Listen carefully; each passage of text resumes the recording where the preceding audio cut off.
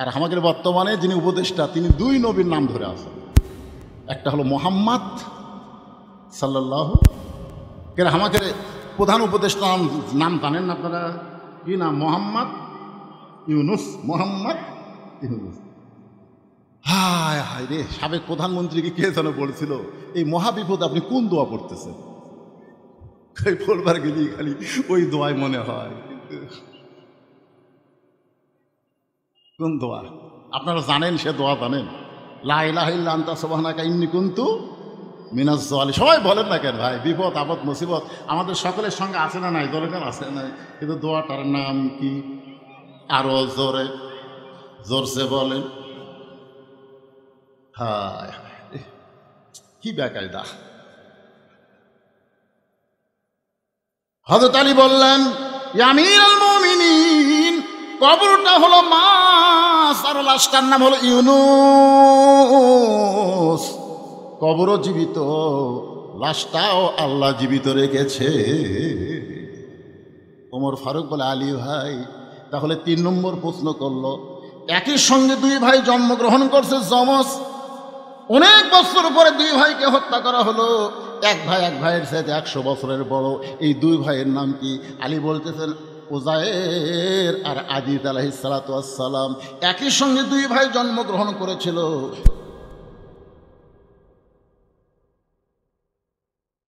তার মৃত্যুর মধ্যে শামিল রেখে দুইজনকে একসঙ্গে হত্যা করা হয়। 100 বছর বড় হয়ে গেল। ওমর বলতে আলী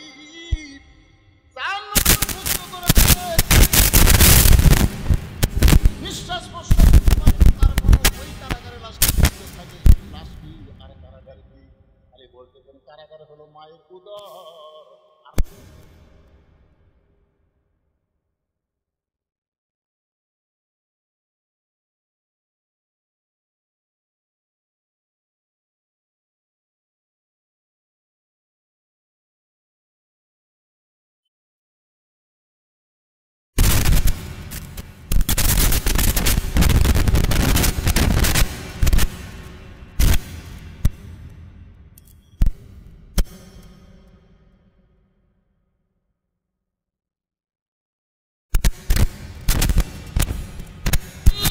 পায়ের তলে সন্তানের জান্নাত। মাগো আপনার কথা ইসলাম 3 বার বলেছে, আর বাবার কথা মাত্র 1 বার বলেছে। মা আপনার অত্যন্ত দামি মা। আল্লাহর কোরআন দিয়ে যেদিন বাংলাদেশ চলবে সেদিন মেয়েরা বুঝতে পারবে নারীদের কত দাম ইসলামে আছে। ইসলামে নারীদের দাম কম না বেশি? কথা বলেন। জান্নাতুল বাকির মধ্যে আমি যখন কবর জিয়ারত করতেছিলাম এমন সময় একটা কবরের পাশে এসে দেখি কতগুলা মানুষ সুদানি লোক হাউমাউ করে কাঁদতেছে। আমি একজনকে জিজ্ঞাসা করলাম, ভাই এটা কিসের কবর? এই কবরের কাছে এমন করে খান্দে কেন? নবীর দুধ মা হালিমাতুস সাদিয়ার কবর। শিশুকালে ময়রা গেছে মা, গর্ভে থাকতে মরছে পিতা, নবী চোখে দেখলেন না। আমাদের নবী ছিলেন এতিম। জন্মের আগেই বাবা মারা গেছে, দুনিয়াতে আসার আগেই বাবা মারা গেছে।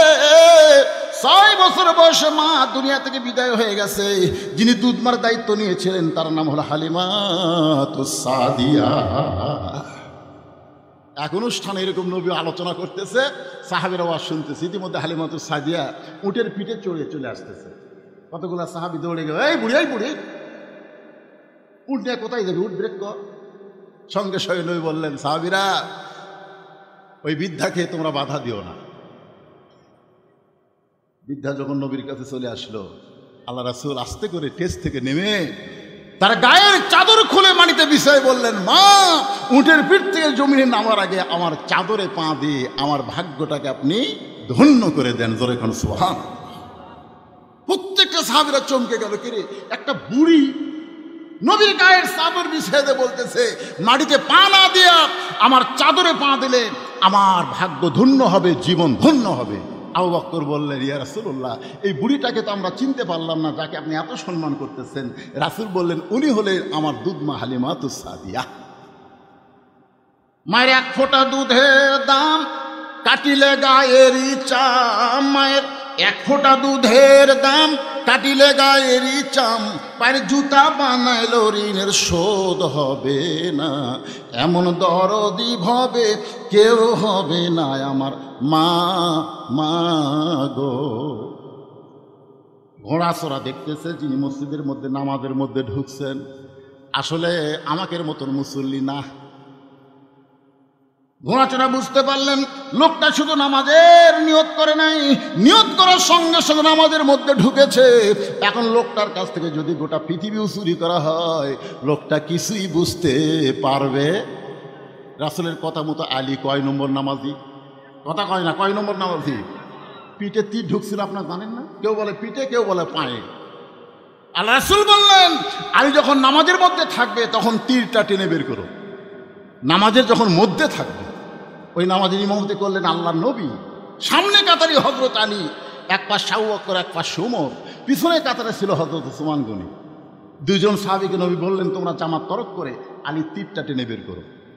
নামাজ যখন শুরু করছেন তীর টান দেয়, পিছন থেকে আসে, ছাড়া দিলে আবার খাড়া হয়। জাবের আর হুযায়ফা দুই সাহাবী বলতেছে এই মুহূর্তে টানা যাবে না, যখন নামাজের ভিতরে যাবে। নামাজের ভিতর কখন? আলী যখন নামাজের সেজদায় থাকবে ওই সময় টানা বের করবে। পিঠের উপরে দুইজন পা দেয়া তো জোরে তীর টান মারছে, তীর শুধু বের হয় নাই, তীরের সঙ্গে গোস্ত পর্যন্ত ছেঁড়াইছে।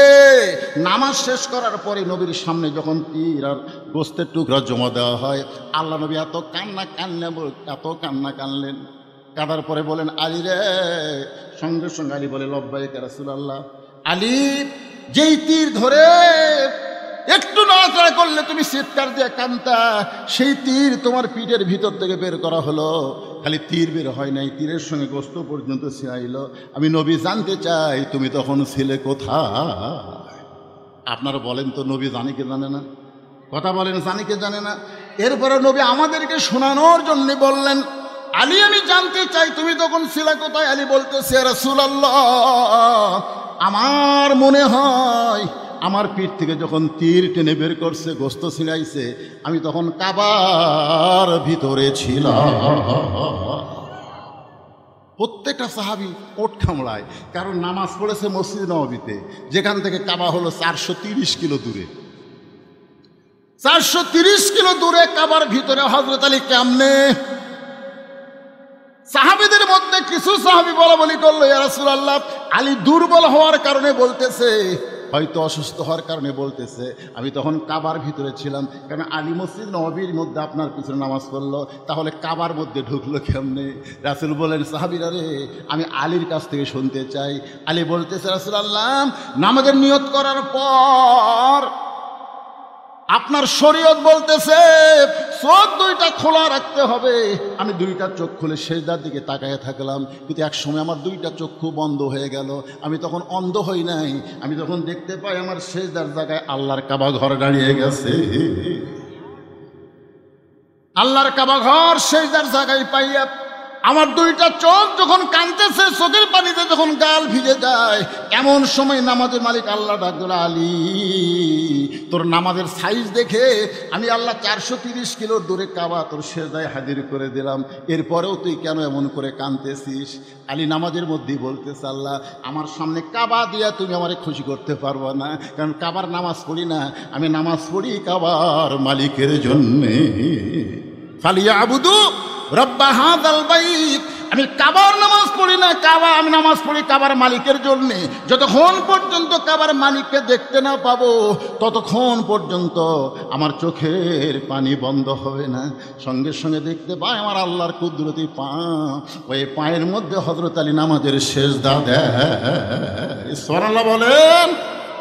আর সে আলী নামাজ পড়তেছে, আর ঘোড়াচড় কয় না আমাদের সাইজ ভালো, শুধু ঘোড়া। এই মনে করে যখন ঘোড়ায় টান দেয়, ঘোড়া সুর নড়ে, কিন্তু ঘোড়া নড়ে না। ঘোড়ার 4টা পা বালির মধ্যে পুঁতে গেছে। সরল বলে ঘোড়ার সমানে টানতেছে, কিন্তু ঘোড়া নড়ে না। চোর চিন্তা করে চুরি নিয়তে ধরলাম, চুরি করার নিয়তেই ধরলাম, চুরি না করে আমি কেমনে যাই? নিয়ত কি? চুরি করা। ধরে কোন কি করা? চুরি করার নিয়তে ঘোড়া ধরলাম, আর ঘোড়া নড়তেছে না। তার মানে ঘোড়া চড়া রাগ করে ঘোড়ার লাগাম খুলে নিয়ে চলে যায়। ঘোড়ার লাগাম খুলে যখন ঘোড়া চড়ে নিয়ে গেছে, এমন সময় হযরত আলী নামাজ শেষ করেছে। নামাজ শেষ করার পরে পকেট থেকে 2টা দিরহাম বের করেছে, বের করে হাতের মধ্যে নিছে। কারণ মিন শারিল ওয়াসওয়াসিল খান্নাস, হয়তো নফস বলতে পারে আলী তোর নামাজ হয়ে গেছে, 2 দিরহাম দেওয়া লিখবি কেন? তুই কি চুক্তি করছিস নাকি? বলেন না। তাহলে 2টা দিরহাম কেন দেওয়া লাগবে? নফস যেন ধোকা দিবার না পারে, সেই কারণে হযরত আলী 2টা দিরহাম হাতের মধ্যে নিয়ে আল্লাহর ঘর মসজিদ থেকে বের হচ্ছে। আপনার বলেন তো, মসজিদ থেকে যখন বের হবেন তখন খুব জোরে জোরে বের হওয়া যাবে? জোরে জোরে তড়িঘড়ি কথা কয় না, তড়িঘড়ি করে বের হওয়া যাবে? এত জোরে মসজিদ থেকে বের হয়, কার স্যান্ডেল কুটি চলে যায়। আল্লাহ রাসূল বলেছেন, মসজিদ থেকে যখন বের হবে, মসজিদ দরজার দিকে তাকে তোমার চোখের পানি বের করে কানবে আর বলবে, আল্লাহ যে নামাজ পড়ে আমি রওনা দিলাম, এটাই যদি আমার জীবনের শেষ নামাজ হয়, আর একটা নামাজ যদি পড়ার আমি হায়াত না পাই আল্লাহ, তাহলে হয়তো এটাই আমার জীবনের শেষ নামাজ। আল্লাহ তুমি নামাজটা কবুল করো। আল্লাহুম্মা ইন্নী আসআলুকা মিন ফাদলিক। জোরে কোন সুবহানাল্লাহ। আল্লাহর ঘর মসজিদ যখন নামাজ পড়বেন, মনে করবেন ওই নামাজ আপনার জীবনের শেষ নামাজ। প্রত্যেকটা মুসলমান যদি মনে করে আজকের এই নামাজ আমার জীবনের শেষ নামাজ, তাহলে নামাজের মধ্যে তড়িঘড়ি করবে না, কারণ জীবনের শেষ নামাজটা ভালো করেই পড়বে। জোরে কোন কথা ঠিক কি না? দোয়া পড়ে মসজিদ থেকে বের হয়ে ঘোড়ার কাছে এসে দেখে ঘোড়া আছে কিন্তু মানুষ নাই। হযরত আলী তাকায় দেখে ঘোড়ার মুখে লাগাম পর্যন্ত নাই। লাগাম বোঝেন? 80 তলায় শের যদি হয় 40 সারে মন, মনে মনে মিল না হলে মিলবে না ওজন। পাগল মন, মন রে মন কেন এত কথা বলে? দেহ আছে মসজিদে, মন থাকে বাড়িতে। ধরে কোন কথা ঠিক? একটা দুনিয়ার ঘোড়াকে বাধ্য করতে গেলে যেমন লাগাম দেওয়া লাগে, আপনার মনটাকেও বাধ্য করতে গেলে আপনাকে 3টা লাগাম দেওয়া লাগবে। ধরে বলেন কয়টা? 3টা লাগাম যদি আপনি সেট করতে পারেন, আপনি থাকবেন যেখানে, আপনার মনটাও থাকবে সেখানে। আজকে আমরা ছটফট করার কারণ হলো, একটু মনোযোগ দিয়ে কথাগুলো শুনবেন ভাই। হযরত আলী তাকায় দেখে ঘোড়ার মুখে লাগাম নাই। এখন হযরত আলী কি করবে? কারণ লাগাম ছাড়া ঘোড়ার পিঠে চললে ইচ্ছা মতো চলা যাবে না। ঘোড়ার ইচ্ছা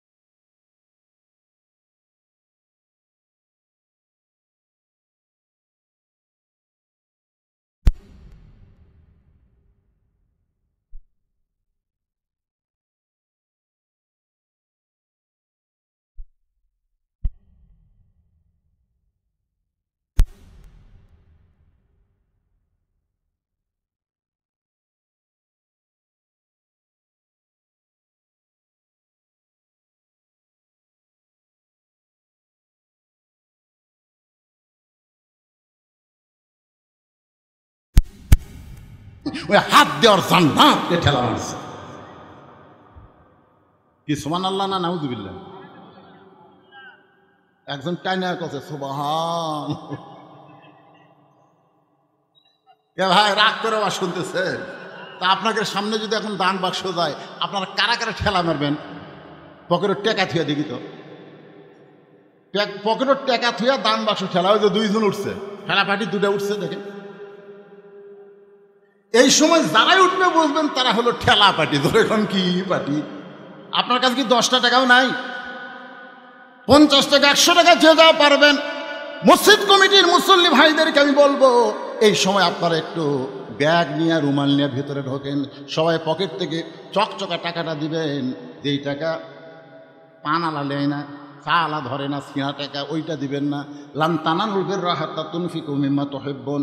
আল্লাহ কোরআনে বলেন তোমার সবচেয়ে মহব্বতের জিনিসটাই তুমি আল্লাহ রাস্তায় দান করে দিও।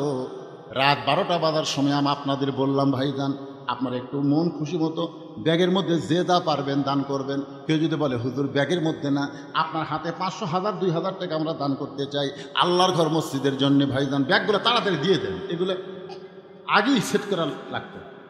হ্যাঁ, এই ব্যাগ নিয়ে ভিতরে যান, ভিতরে যান।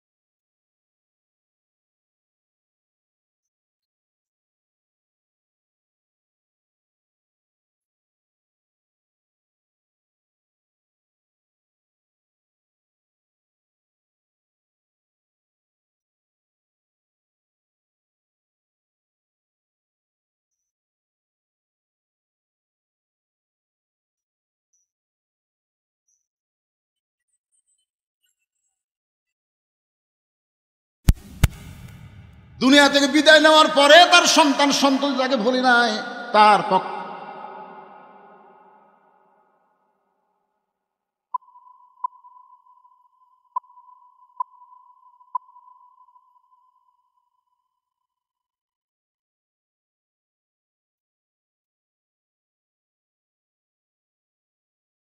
আল্লাহ দানকে কবুল করেন।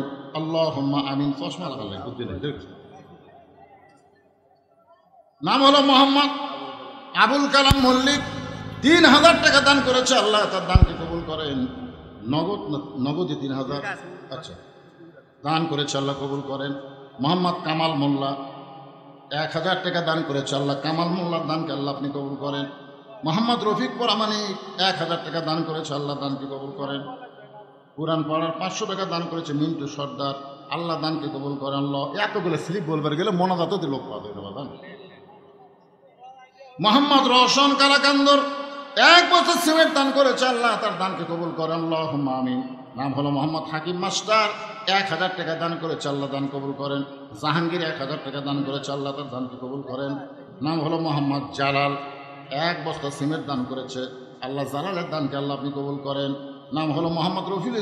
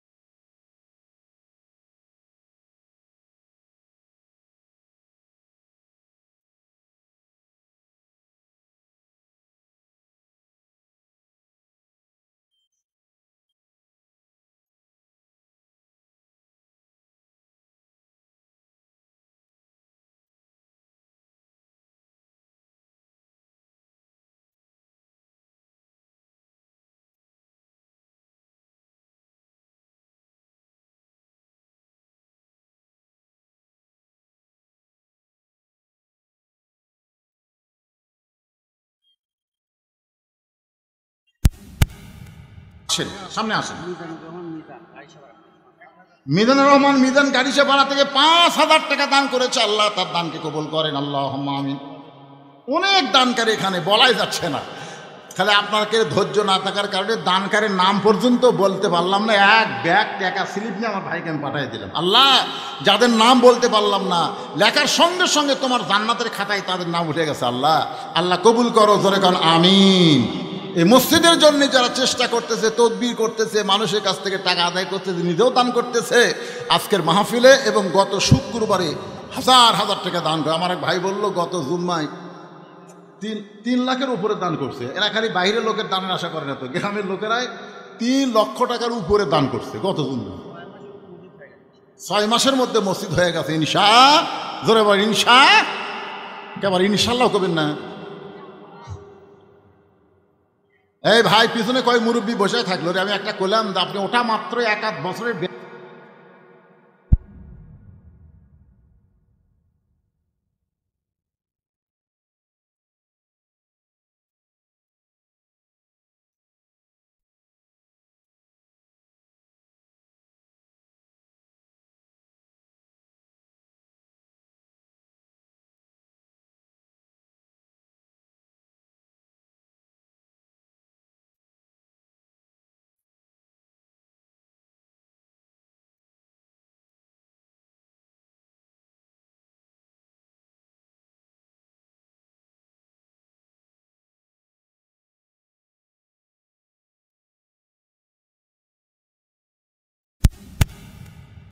মসজিদে জুম্মাই যে কুরবানি দিলে এত সোয়াব, কুরবানির গায়ে যত পশম থাকবে প্রত্যেক পশমে পশমে একটা করে নেকি আল্লাহ দান করবে।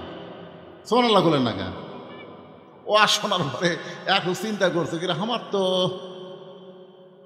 গরু কেনার মতন টাকা নেই, কিন্তু সোয়াব যে বেশি। প্রতি লোমে লোমে যদি 1 টাকার সোয়াব হয়, একটা গরুর গায়ে আছে কত, প্রচুর, হিসাব করা যাবে না। ওই চুরি করছে, চুরি করে এসে মসজিদের কাছে বান্ধা ওই মসজিদের মধ্যে ঢুকতেছে। ইমাম সাহেব বলতে, কে ভাই গরু খার? বলে হুজুর আপনি যে ফজিলত বয়ান করছেন ওটা শোনার পরে গরু কার ওইটা খেয়াল থাকে, কুরবানির জন্য নিয়ে এসেছি। দাম কত? দাম কত মানে চুরি করা হুজুর। আমি ফজিলতের কথা বলেছি, সওয়াবের কথা বলেছি। হালাল টাকায় কেনা লাগবে, সেইটা কুরবানি দিলে আল্লাহ সওয়াব দিবে। আর তুমি চুরি করে না সওয়াব। হুজুর সওয়াব যদি আল্লাহ নাই দেয়, সওয়াব যদি আল্লাহ, আপনি যে ফজিলতের কথা বলেছে আমি বলেছি, আমার গুনাহ হলেও সওয়াব আর গুনাহ মাইনাস প্লাস হয়ে যাবে। মাইনাসে মাইনাস প্লাস হবি, প্লাসে প্লাসে মাইনাস হবি। কিন্তু গোস্ত খাওয়া তো আমার ফাও হয়ে যাবে। আজকে মনোযোগ দিয়ে কথাগুলো শোনেন। লাগাম 2 দিরহামে কিনে লোকটা নিয়ে আসলো হযরত আলীর কাছে। যখন হাতে লাগাম দেয়, আলী লাগাম পাওয়ার পরে ছোট বাচ্চার মতন কান্না শুরু করে দিলেন। বলে হুজুর আপনার কি লাগাম পছন্দ হয় নাই? আলী বললেন যে এটা বান্দার জন্য হালাল ছিল, কর্মদোষে হারাম করে নিল। আপনি বলেন তো ওই 2টা দিরহাম ওই বান্দার জন্য কি ছিল? হালাল ছিল। কেন? আলী নিয়ত করেছে নামাজ শেষ করার পরে তাকে 2টা দিরহাম হাদিয়া দিবে, কিন্তু হাদিয়া না নিয়ে বেটা নিছেই ঠিকই, কিন্তু হালাল নেয়নি, হারাম করে নিয়েছে। জোরে কোন কথা ঠিক কি না? আপনি যতই কামাই করেন, যতই বাড়ি গাড়ি করেন, আপনি সব কিছু খাইতে পারবেন না। যতটুকু রিজিক আল্লাহ আপনাকে দিয়েছে এর বেশি কিন্তু আপনি নিতে পারবেন না। আজকে বাংলাদেশ থেকে lakh crore dollar, billion dollar, 95 billion dollar Bangladesh থেকে পাচার করা হয়েছে। যারা পাচার করছে আপনারা বলেন তো, সারা জীবন যদি টাকা খায় তাও কিন্তু তারা ফুরাবার পারবে না। প্রতি সন্ধ্যায় যদি বলে আমি 1 লাখ করে টাকা খামো, কটি করে 1 লাখ করে টাকা ভিজিয়া তারপরে খামো, ওই টাকা খাইলেও সারা জীবন দৈনিক 3 লাখ করে যদি খায়, তারপরও সারা জীবন একটা ব্যাংকের যে টাকা চুরি করছে সেইটার খাইয়ে শেষ করতে পারবে না। তাহলে এত টাকা পাচার করে কি হলো? আপনাদের পাশেই হলো নাটোর জেলার সিংড়া থানা। ধরে এখন ঠিক কিনা? বাবা পলক আমাকে সাফা করে ডাক। কি সুন্দর চেহারা, ফুটফুটা, বয়স কম, অল্প বয়সে বাবা যে আমার জেলখানার মধ্যে ঢুকলো। এত টাকা কামাই করলা, তোমার বউ বিদেশের মাটিতে গিয়া এখন আবার কি করতে, যে ভিডিও ছাড়তিস। আল্লাহর বান্দার একটু মনোযোগ দেন। আমার পাশের ভাইদের বলতেছে কালা কুদ্দুসের কি হলো? একটা গান আমি ছোটবেলা শুনেছিলাম, যদি ফুলগুলো হয় অভিমানে ঝরে যায়, আমি মালা গেথে বলো কারে পরাবো, সে যে কেন এলো না, কিছু ভালো লাগে না, কবরে আসুক তারে আমি মজা দেব। মজা পাচ্ছে কি পাচ্ছে না কথা বলে। আজকে গুরুদাসপুরে কোরআনের বাগান লেগেছে, কোরআনের মাহফিল হচ্ছে। তুমি যদি দুনিয়াতে থাকতে তুমি এটা হতে দিতে না। আল্লাহ দেখতে তোমারে নিয়ে যাব, কিন্তু আমার কোরআন কেউ কোনোদিন বন্ধ করতে পারবে। ইউরিদুনা লিইউতিউ নূরাল্লাহি বিআফওয়াহিহিম ওয়াল্লাহু মুতিম্মু নূরিহি ওয়ালাউ কারিহাল কাফিরুন। আল্লাহ পাক আজকে কোরআনের বাগান এখানে কবুল করেছে। যে বৃষ্টি হয়েছিল 2 দিন আগে, জোরে কোন কথা ঠিক কিনা? চিন্তা করলাম কত বছর করতে দিল না, এবার কার দোষ দিব? আমরা গত বছর যখন মাহফিল হচ্ছিল না তখন বলতাম যে হাসিনা বন্ধ করে দিল রে, হাসিনা বন্ধ করে দিল। এবার যদি বৃষ্টির কারণে বন্ধ হয় তাহলে দোষ কার? কথা কয় না, দোষ কার? তা আমি কইলাম আল্লাহ আল্লাহ গত বছর তো যাই হোক বন্ধ হচ্ছে, এবার যেন বন্ধ না হয়। আল্লাহ তাআলা সুন্দর একটা পরিবেশ দিল। সুবহানাল্লাহ। আল্লাহ পাক আজকের মাহফিলকে কবুল করুক, ধরে কোন আমিন। আস্তাগফিরুল্লাহাল্লাযী লা ইলাহা ইল্লা হুয়াল হাইয়ুল কাইয়্যুম ওয়া তুবু ইলাইহি।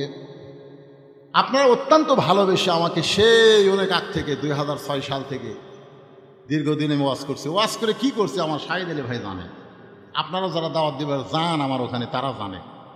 আমি কিন্তু ওয়াজ করে যে কামাই করছি সমস্ত টাকা আল্লাহ রাসূলের জন্য আমি খরচ করছি।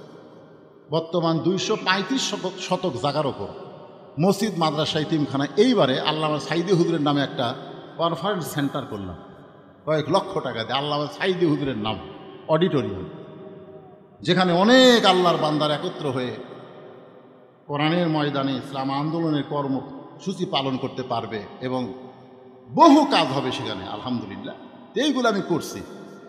পৃথিবীর কারো কাছ থেকে একটা টাকা দান সদকা মিলেই নেই। এই যে ওয়াজ করে যে টাকা পাই সেই টাকা আস্তে আস্তে জমায়া জমায়া আজকে এই বিশাল পর্যায়ে আল্লাহ আমাকে পৌঁছে দিয়েছে।